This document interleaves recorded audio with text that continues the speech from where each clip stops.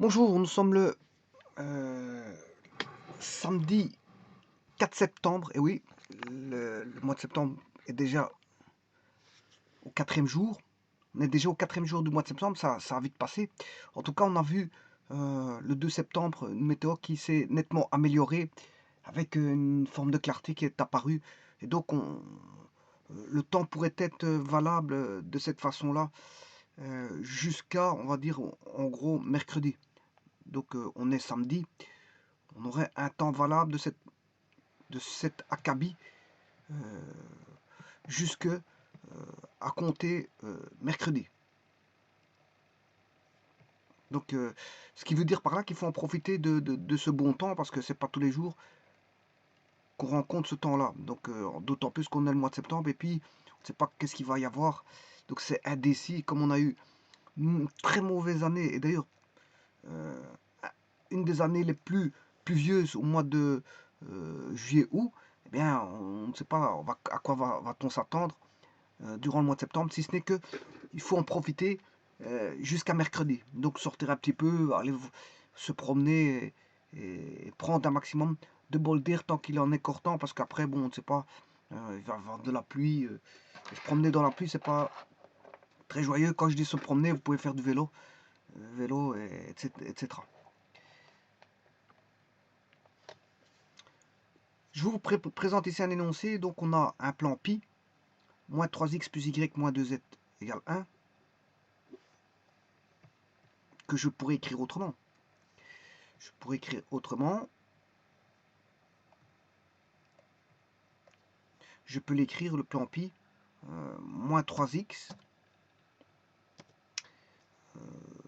Je sais plus c'était quoi, moins 3x. Je vais le ramener ici, c'est plus facile.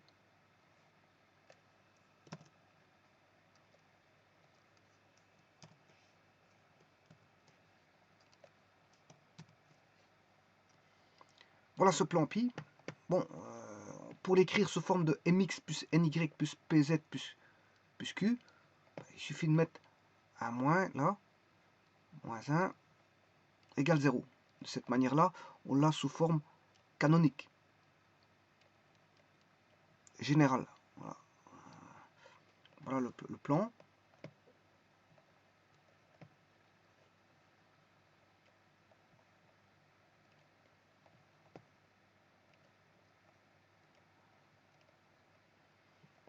Moins 3x plus y moins 2z moins 1 égale 0. C'est-à-dire c'est un plan quelconque. Il n'est pas parallèle à un axe bien particulier. euh, puisque tous les coefficients y sont. On a A, B, C. Enfin, MNP, je m'excuse, c'est MNP, parce que moi, c'est pas ABC, c'est MNP. Bon, c'est MX plus NY plus PZ plus Q égale 0. En d'autres termes, c'est une équation f de x, y, z égale 0. C'est une équation à trois variables, et toutes ces trois variables sont du premier degré.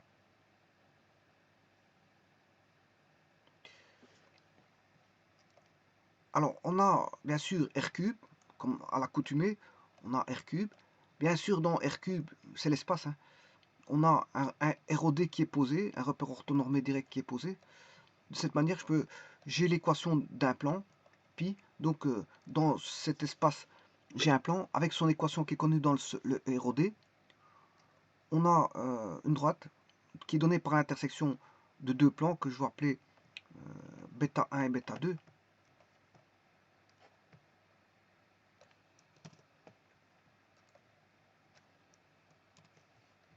Et là, encore une fois, je pourrais écrire les plans bêta 1, bêta 2, ils ne sont pas donnés sous forme canonique.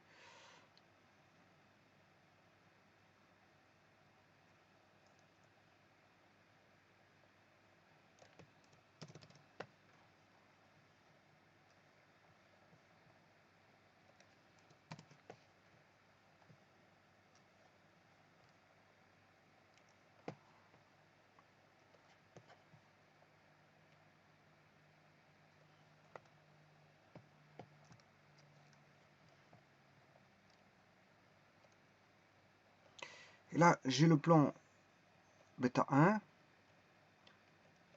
le plan bêta 2, et bien sûr, bêta 1 inter bêta 2 égale l'ensemble des points qui est la droite D. Donc, qu'est-ce qu'on a? On a le plan, une droite, et bien sûr, vous l'avez remarqué dans l'énoncé, on a un point P. Donc, la droite est connue dans le repère orthonormé direct par l'équation de ces deux plans, l'intersection vue comme intersection de deux plans, mais ici, il est vu sous forme générale, hein, sous forme générale. Et alors, on a un point P, et la question qui est demandée, donc ça, ce sont les objets du plan, et l'action qu'il faut faire, ben, c'est de rechercher le symétrique de P par rapport à pi parallèlement à D. Donc D, la droite D ne sert tout simplement que d'axe d'orientation, on va dire, de direction. C'est un axe directeur. Un axe directeur puisque, bon, on cherche le point P, symétrique, bon, c'est un symétrique par rapport au plan pi. On a le plan pi.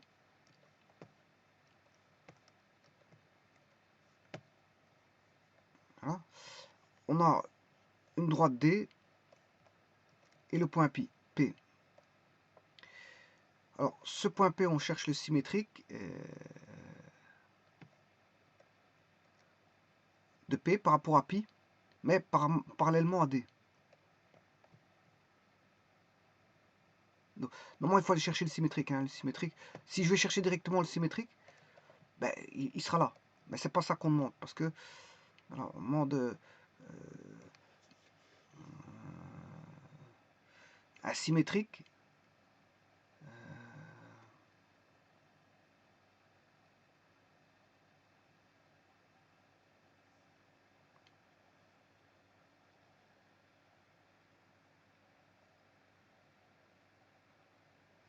Voilà.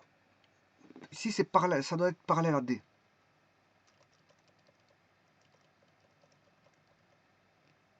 Si je l'ai mal fait.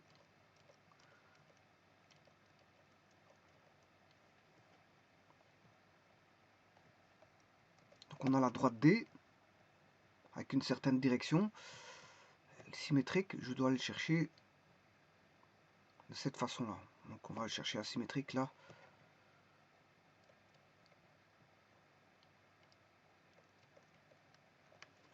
P seconde.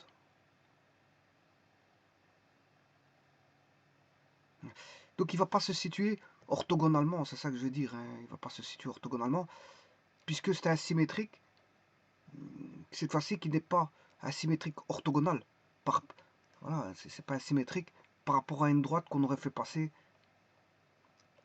sur P et perpendiculaire au plan. C'est pas ça qu'on a. On n'a pas ça. Ça veut dire qu'on change la direction de. Oui, et D va servir, comme je vous ai dit, en tant qu'axe directeur. C'est une direction que je peux appeler delta comme ceci ou delta. C'est un axe directeur. Soit je l'appelle delta avec un delta comme ceci, majuscule, ou soit avec un delta minuscule. C'est une direction. Ou ici, elle est appelée D. D joue office d'axe directeur. Donc, vous aurez compris qu'ici, j'aurai besoin de la direction, hein, du vecteur les composants du vecteur directeur à la droite. Ça, d'office, on aura besoin de ça. Et vous aurez compris que pour chercher le symétrique, ben, ici, il faudra aller chercher le point de percée que je vais appeler, je ne sais pas comment est-ce que je peux l'appeler, T ou PT pour point de percée PP. Non, point de percée c'est PP. Et donc, le problème devient un peu plus évident, puisque on peut faire une idée de solution.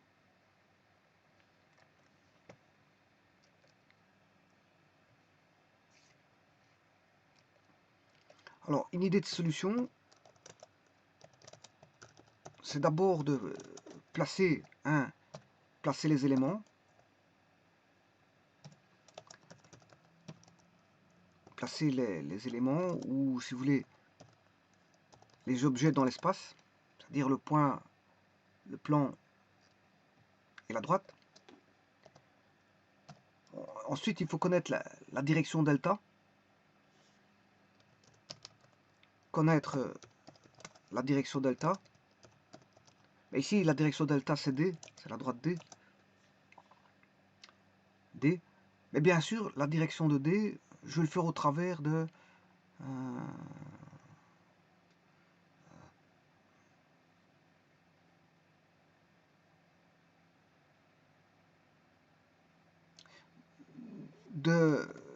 l'origine. Je vais passer par l'origine.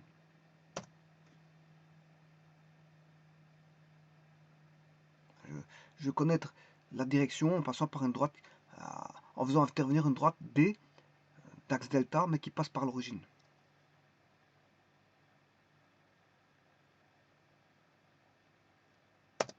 Ensuite, je vais rechercher, connaissant la direction, je vais faire passer une droite,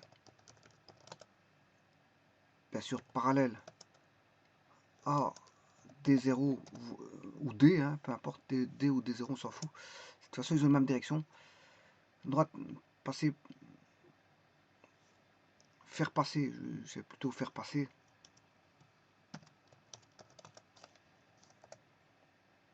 Faire passer une droite parallèle à D0, mais passant par le point P. Ensuite, vous aurez compris qu'il faut rechercher le point de percée, de percée de la droite qui est parallèle, droite parallèle à D0 passant par P, donc rechercher le point de percée de cette droite, du point 3, la droite du point 3, de cette droite.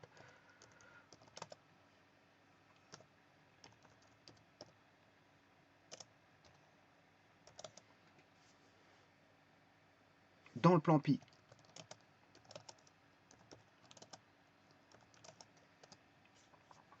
Une fois qu'on a le point de percée, là on sait trouver facilement le symétrique. Là, on peut directement rechercher le symétrique.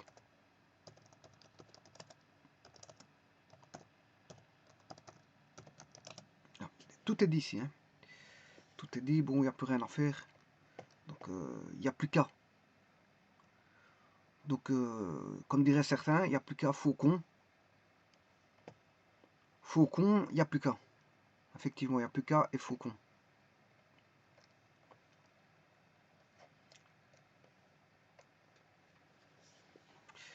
Eh bien, c'est ce que je vais faire ici. Je vais aller chercher mon espace à 3 dimensions. Bannir celui à 2 dimensions.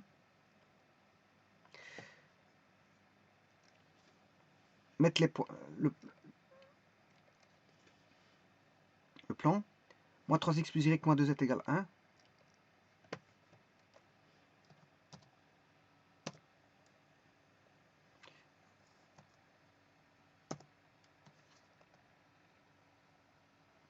Bon, égale 1, c'est moins 1, égale 0, je vous l'ai dit. Je vais chercher les deux plans. De la droite maintenant.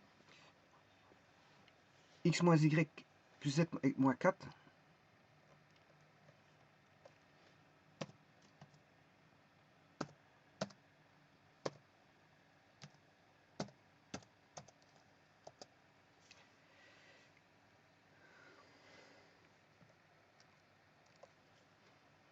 « 2x plus 3y moins 1. Ah, celui-là, oui, 2x plus 3y, il est parallèle à l'axe OZ. 2x plus 3y moins 1.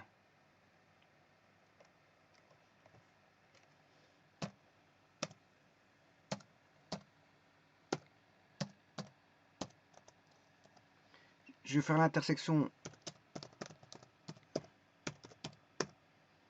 de B et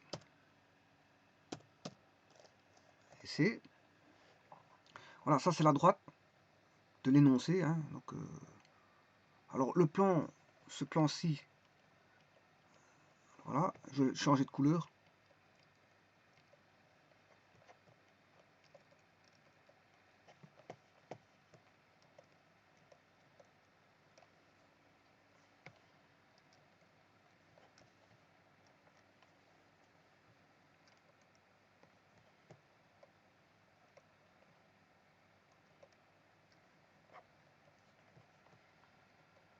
Et il reste à placer le point P qui est 3, 2, 1.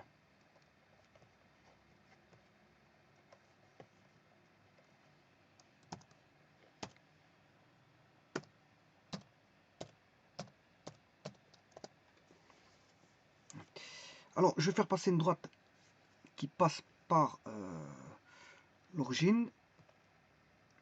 Bon, je vais le faire d'abord par calcul, hein. Le but, c'est de le faire par calcul. C'est pas de le faire par GeoGebra, parce que par GeoGebra, vous avez la réponse très, très rapidement, hein. Vous allez voir comment on fait par GeoGebra. Bon, par GeoGebra, c'est juste un outil de vérification. C'est rien d'autre, hein. Je vérifie par GeoGebra. On regarde le contexte et on vérifie. Et on met à l'épreuve les idées de solution. Mais les calculs, bien sûr, c'est fait par GeoGebra. Mais ici, moi, je fais les calculs manuels. Sinon, bon, on peut tout faire par GeoGebra sans passer par le calcul comme je suis en train de faire. Mais justement, c'est pour montrer comment on fait les calculs que je fais ça. Et je vérifie par GeoGebra. Alors, pour ça, je vais aller chercher le système homogène associé. Je vais faire passer la droite par l'origine. Donc, j'aurai une droite directrice.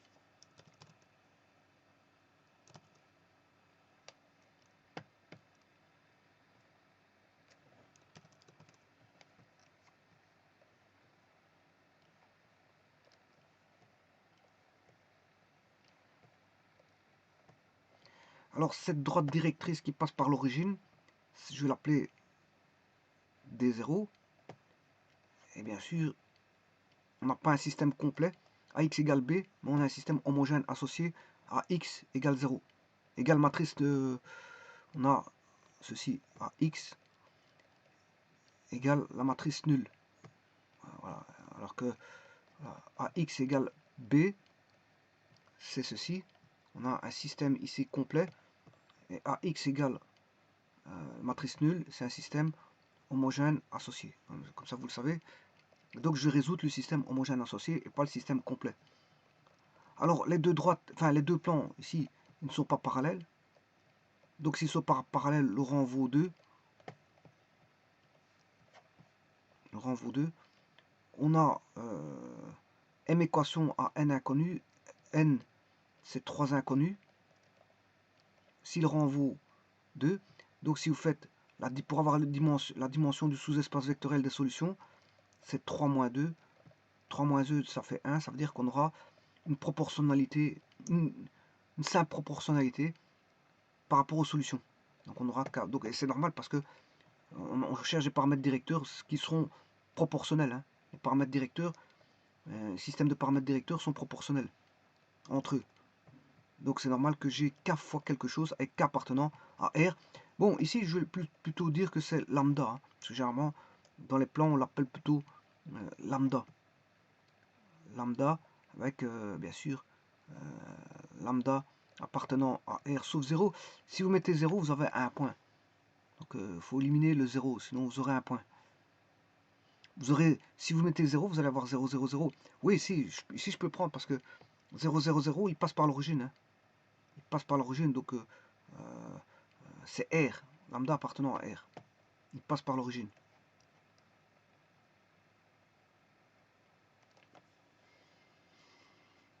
Bon.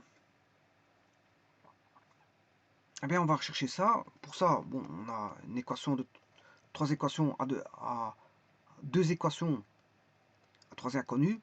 Je vais fixer le z, z égale 1. Si z égale 1, j'ai une nouvelle équation qui est x moins y égale moins 1 et 2x plus 3y égale 0. Parce que ici, il n'y a pas de z. Le second, il n'y a pas de z. Hein. Alors je vais faire par la méthode par combinaison linéaire, je vais multiplier par moins 2 pour le premier, et je vais laisser 1, donc on aura moins 2x plus 2y égale 2, ainsi je fais tomber le 2x, plus 3y égale 0, donc on aura 0x plus 5y égale 2, donc y égale 2 cinquièmes. Y égale 2 cinquièmes. Et le x, je vais le faire par substitution. Je vais le mettre dans celui-là. Y égale 2 cinquièmes. 2 fois 3, ça fait 6 cinquièmes. 6 cinquièmes. 2x égale moins 6 cinquièmes.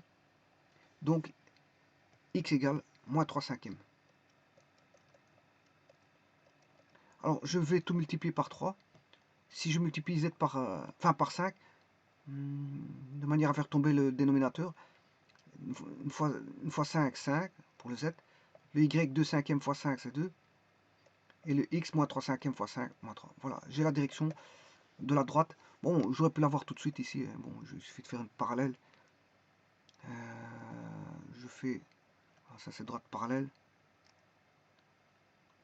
Voilà. Alors, point créé ou non. Je vais prendre l'origine. Complètement raté.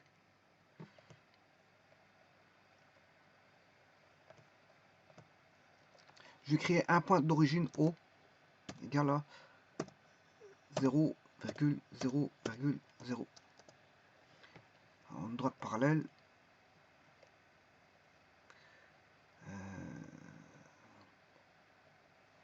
Je vais prendre voilà. Et donc vous voyez que c'est ceci. Ah, 0, moins 0,49. Voilà, c'est la direction. Alors, je vais essayer de faire d'avoir 5. Je dois diviser par 0,81, faire fois 5. Donc 0,32 divisé par 0,81 fois 5, ça fait environ 2. Ouais, c'est ça. Troisième, je divise moins 0,49 divisé par 0,81 et je fais fois 5, environ moins 3.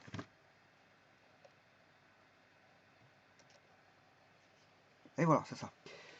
Bon, donc on a la direction, moins 3, 2, 5. Et bien maintenant, je vais... ça, c'était le point.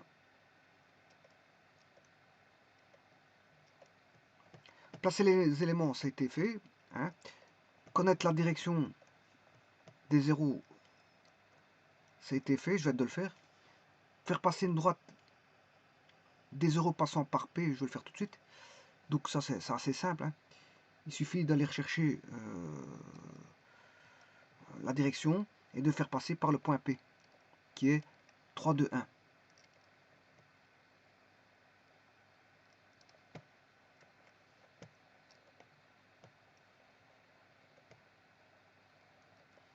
Alors ça, c'est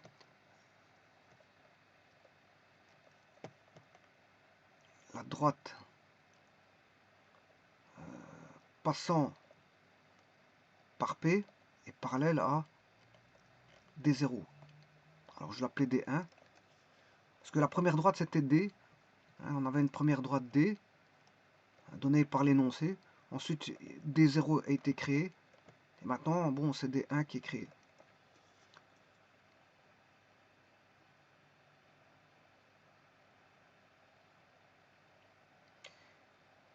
Bon, ben, on va faire ça. Donc, je connais le paramètre directeur qui est moins 3, 2, 5.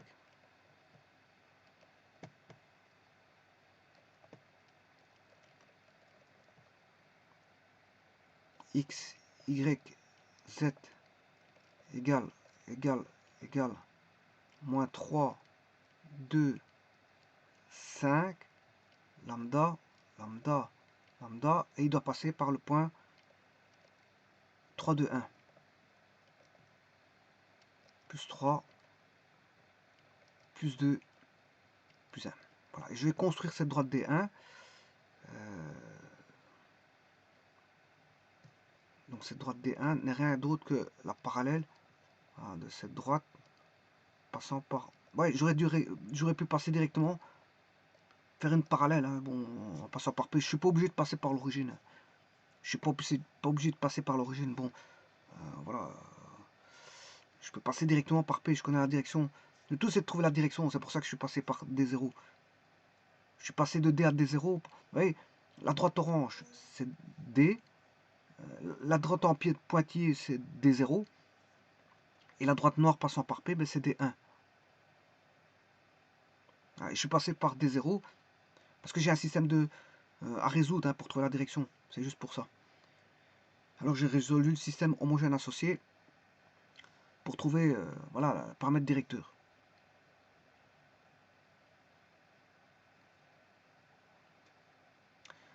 Bon, maintenant, par contre, il y a quelque chose qui...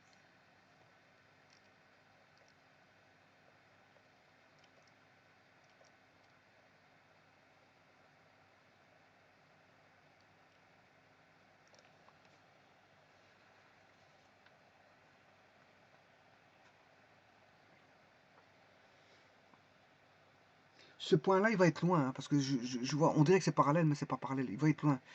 Parce que, on dirait que c'est parallèle, mais donc ça veut dire que le point d'intersection, il va être quand même loin. Ah, c'est pas grave, avec GeoGebra, je vais faire un zoom.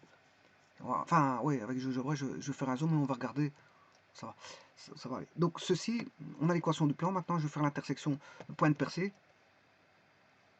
avec le plan pi de la droite D1.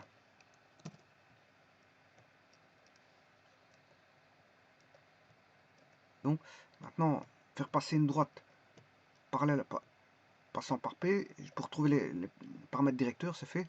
Rechercher le point de percée, c'est ce que je vais faire maintenant, de la droite D1 dans pi.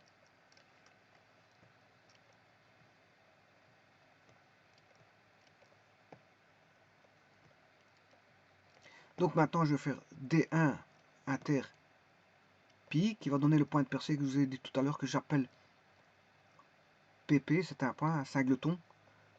Donc, alors, pi, on connaît. Ça. Et la droite D1, on la connaît puisqu'elle est là.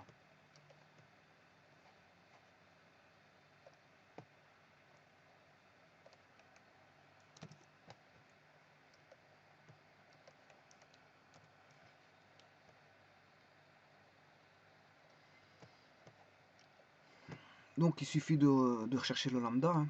On a moins 3 fois moins 3 lambda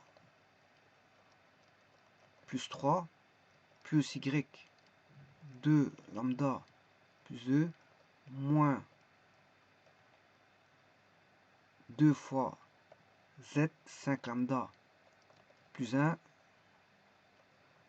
moins 1 égale 0. Bon, je vais chercher le lambda.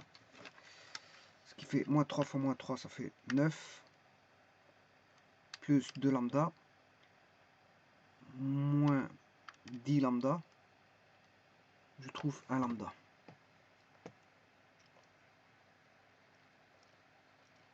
Maintenant, je vais chercher les nombres. Moins 3 fois moins 3, moins 9. Plus 2. Moins 2. Moins 1. Ce qui fait moins 10, mais il passe dans le monde de droit, ça fait 10. Donc lambda vaut 10. Donc je peux trouver les valeurs x, y, z. Point de percée. Ça sera moins 30 plus 3. Moins 27. Bon, donc vous voyez que ça va être loin. Hein. Ça va être loin. Donc moins 27. 20 plus 2, 22. Et 50 plus 1, 5. Oh, c'est vraiment loin. C'est vraiment loin. Bon, alors pour ça, il n'y a pas besoin d'aller le voir. Je vais juste faire l'intersection ici. Il va vous le donner. intersection. Ouais, parce que c'est quand même un peu loin.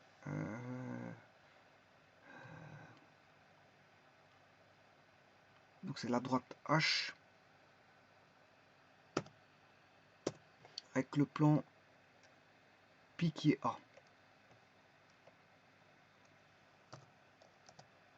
Voilà, moins 27, 22, 51, c'est juste.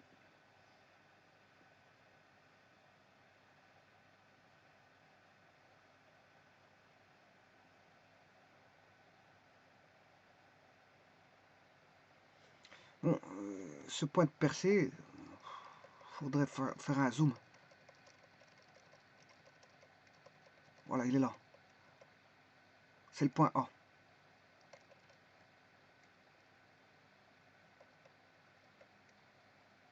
Bon, alors des zéros, je n'ai pas besoin. Celui-ci, je vais l'enlever.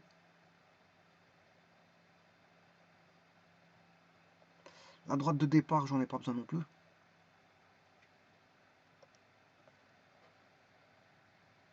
Voilà, ne m'intéresse que ceci. Le point P, le point A. Maintenant, il faut chercher le symétrique. C'est le dernier point. Rechercher le symétrique. Bon, le symétrique, il y a une formule pour ça. C'est une moyenne. On peut le faire par... ce qu'on appelle ça les rapports segmentaires. C'est bien que le rapport segmentaire vaudra 1. Il y a moyen de le faire avec les rapports segmentaires. Parce qu'on a une symétrie parfaite. Là, on a point P, point de percée, on a le plan. Puis, on a le point de percée PP. On recherche P', les coordonnées. Là, c'est alpha, bêta, gamma. Alpha prime, bêta prime, gamma prime. PP, c'est le milieu. PP en X, PP en Y, PP en Z, égale combien? Ben, égale alpha plus alpha prime sur 2, bêta plus bêta prime sur 2 et gamma plus gamma prime sur 2. Ouais, ça c'est la formule. Bon, ben ici on connaît les valeurs ici, hein, P prime, voilà. Donc ça c'est connu. On a, si vous voulez, moins je sais plus combien, moins 27, 22, 51, moins 27, 22, 51, bien sûr x2, voilà, parce que le x2, le 2 là il passe de l'autre côté, hein. Donc il n'y a plus de 2, je fais chaque fois x2, x2, bien sûr, et le alpha passe de l'autre côté, donc il vient négatif, bêta vient négatif, et le gamma devient négatif, et c'est comme ça que j'aurai alpha prime, bêta prime, et gamma prime, bien sûr, en enlevant les valeurs du point P qui sont 3, 2, 1. 3, 2, 1. On va calculer ça. Moins 27, moins 2, moins 54, moins 3. Alpha prime vaut moins 57. 22 fois 2, 44, moins 2, 42. Bêta prime vaut 42. Et gamma prime vaut 102 moins 2, ce qui fait 101.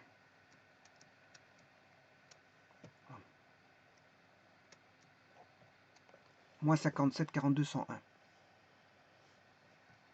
Moins 57, 42, 101. Moins, je vais l'appeler Z, hein. Ici je vais l'appeler Z. Moins 57, 42,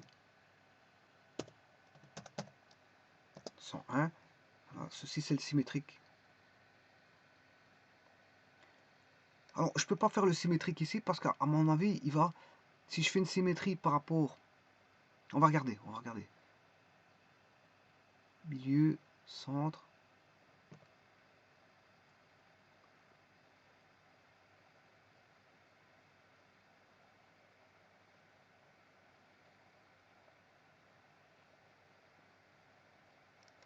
Voilà, c'est pas, à mon, c'est pas une symétrie axiale.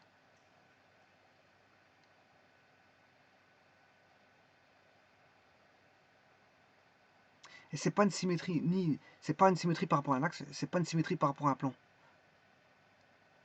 Parce que la symétrie par rapport à pas, à mon avis, c'est une symétrie orthogonale. À mon avis, par rapport au plan. On va essayer ça le symétrique. On va essayer. Donc, je vais prendre symétrie plane, sélection l'objet, puis le plan de symétrie. L'objet, c'est point P, et le plan. Ouais, non, c'est ça, c'est comme je vous disais.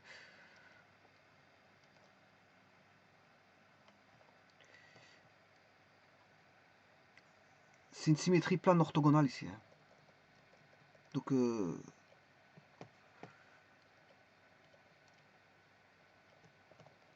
ça ne marchera pas. Le symétrique, il va le faire disposer symétriquement, orthogonalement. Donc ici, c'est une symétrie par rapport à un axe perpendiculaire au plan. Mais ici, l'axe, il n'est pas perpendiculaire au plan, puisque c'est voilà, c'est un axe avec une direction quelconque. Donc ici, apparemment, j'ai pas d'outils qui permettent de trouver le symétrique. Parce que si je fais la symétrie plane, point P par rapport au plan, ah ouais, il va donner la symétrie par rapport à... Ouais, si je réunis la droite P', P', P,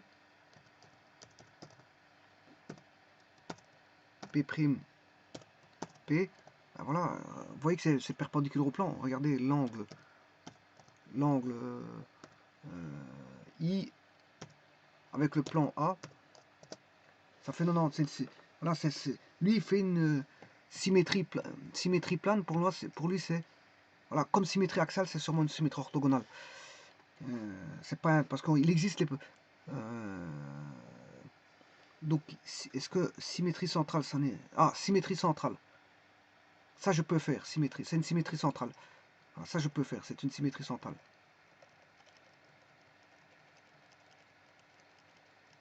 Mais le problème, c'est que le point, il est trop loin. Alors, on va essayer ça. Symétrie centrale. Alors, l'objet puis le centre. Ben, l'objet, c'est P.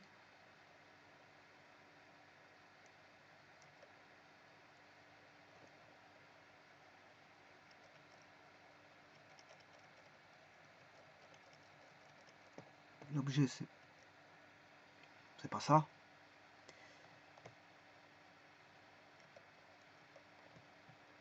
Bon, j'ai difficile à toucher parce qu'il est un peu trop loin. Symétrie centrale. Le point P. Voilà.